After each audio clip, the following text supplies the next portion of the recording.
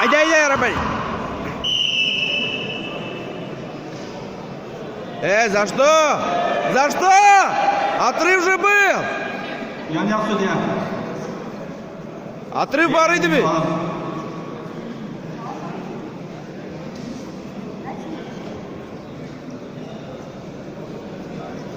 Klenderson bugün gitti.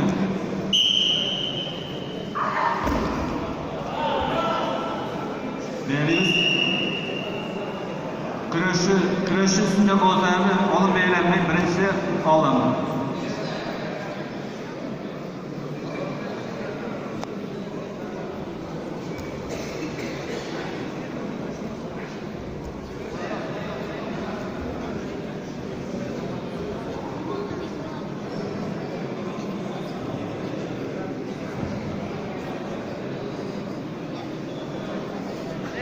Şehir Rabbani uze. Hoppa ba. Yanyak судья. Bir bal verilen yaşı sürgü kürüşüge. Vakit.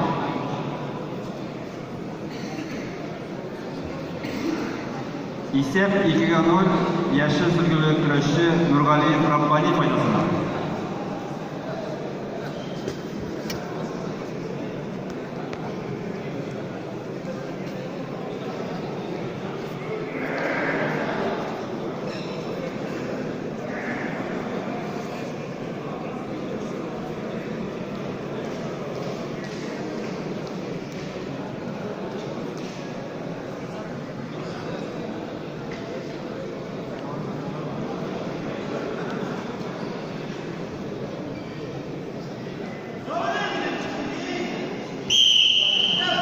Jığıl.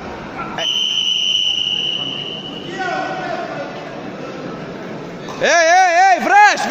Bu uçurashuvda chempion ismini tanishdan 60 kg hajm ishida Rabbani Nurgaliyev aldi. Ikkinchi o'rinda Galiyev